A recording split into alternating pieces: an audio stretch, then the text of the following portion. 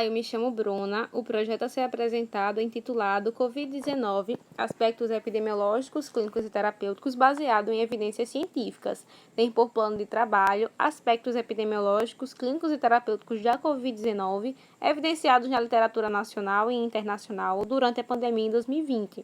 Foi realizado sob a orientação da professora doutora Maria Liane Moreira Freire. Este estudo está vinculado ao ODS Saúde de Qualidade. Casos de pneumonia ocorridos inicialmente na China ao fim do ano 2019 apontaram para a descoberta de um novo vírus intitulado SARS-CoV-2, que é o causador da Covid-19. A doença inicia-se com sintomas virais comuns, como febre e dor de cabeça. No entanto, a depender do estado imune do indivíduo, pode ir de leve, moderada, grave a crítica, provocando danos sistêmicos ou até mesmo óbito. Devido ao seu alto grau de transmissibilidade, a Organização Mundial de Saúde decretou o estado de pandemia em março de 2020.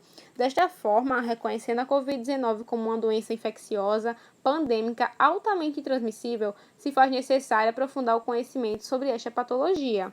Assim, o objetivo desse estudo é extrair as evidências científicas acerca dos aspectos epidemiológicos, clínicos e terapêuticos da Covid-19 disponibilizados na literatura nacional e internacional durante a pandemia em 2020. Para tal, utilizou-se o método de revisão integrativa, norteada pela pergunta da pesquisa: quais aspectos epidemiológicos, clínicos e terapêuticos relacionados à Covid-19 evidenciados na literatura nacional e internacional durante a pandemia em 2020? A pergunta foi construída a partir da estratégia PIOT. As buscas foram realizadas nas bases de dados Medline PubMed, Lilac, Cielo e Sinal, com os descritores Covid-19, Treatment e Epidemiology, combinados com o operador booleano AND. Para a seleção da amostra final foi seguido o fluxograma Prisma, onde após as etapas de identificação, triagem e elegibilidade foram incluídos 20 estudos na amostra final. Os estudos que compõem esta revisão são advindos de 6 países, com destaque para a China, que obteve mais publicações. Todos os estudos foram do tipo quantitativos, retrospectivos em sua maioria e com delineamento observacional exploratório. Estudos observacionais possuem nível de evidência 2C e grau de recomendação B. Quanto aos aspectos epidemiológicos, houve destaque para o acometimento do sexo masculino. Um estudo anterior apontou que o sexo masculino está relacionado à letalidade pela infecção, sendo maior também a proporção de óbitos em homens.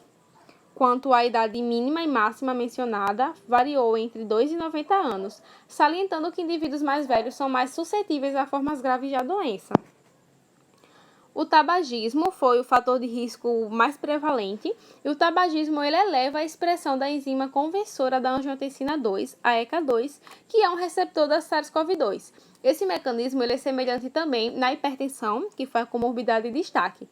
Na hipertensão, ao fim do mecanismo de hiperatividade do sistema renina-angiotensina-aldosterona, há um aumento da expressão dos receptores da ECA2, que é um receptor do SARS-CoV-2.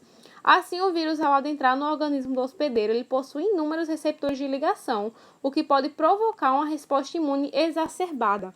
Como principal sintoma clínico, a febre foi mencionada em 70% dos estudos e ela é um fator de monitoramento para a evolução grave do paciente.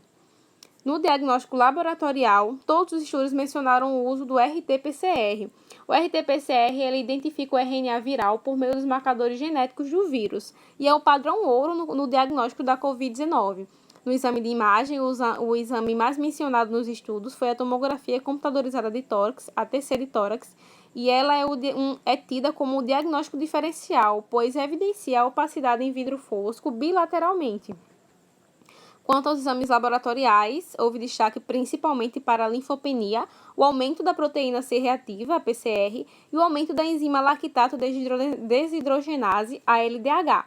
Na linfopenia, trata-se da resposta imune corporal defeituosa ao SARS-CoV-2.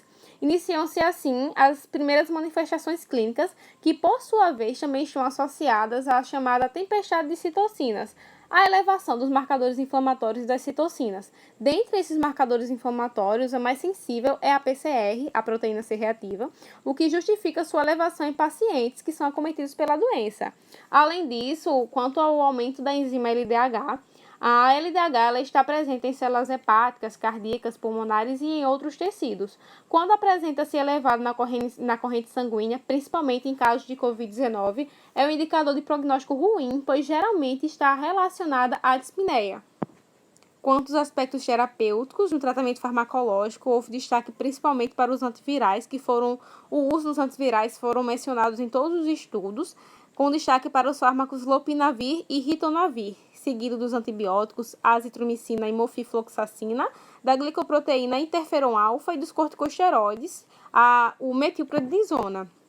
Quanto ao suporte ventilatório, a ventilação mecânica invasiva ela foi citada em 35% dos estudos e há uma associação entre o seu uso e a alta taxa de mortalidade em UTI. A principal complicação foi a síndrome do desconforto respiratório agudo, a SDRA, que provoca a destruição do parênquima pulmonar com inflamação e é a principal causa de morte. E os óbitos, a principal causa de óbito são as complicações. Assim, a SDRA é a principal complicação da Covid-19. E as complicações, por sua vez, são as principais causas de óbitos pela Covid-19. Logo, a SDRA e a necessidade do uso da VMI possui associação aos casos de óbito pela doença. Concluindo, a Covid-19 de fato não possui um padrão epidemiológico e clínico. No entanto, os dados aqui reunidos e analisados assemelham-se bastante os dados internacionais assemelham-se bastante aos dados nacionais, a apresentação da doença aqui no Brasil, com destaque principalmente para a epidemiologia e os achados clínicos, no que tange principalmente a SDRA e a necessidade do suporte ventilatório e a sua relação com a taxa de mortalidade. Ao longo de pouco mais de um ano, as pesquisas na temática Covid-19 tiveram um avanço considerável, o que é um fator positivo, pois a literatura nacional e internacional é vasta em evidências científicas de alto rigor metodológico, que subsidiam e irão subsidiar ainda mais a prática para assistência à pessoa cometida pela doença ou por suas complicações. Essas foram as referências utilizadas. Obrigada!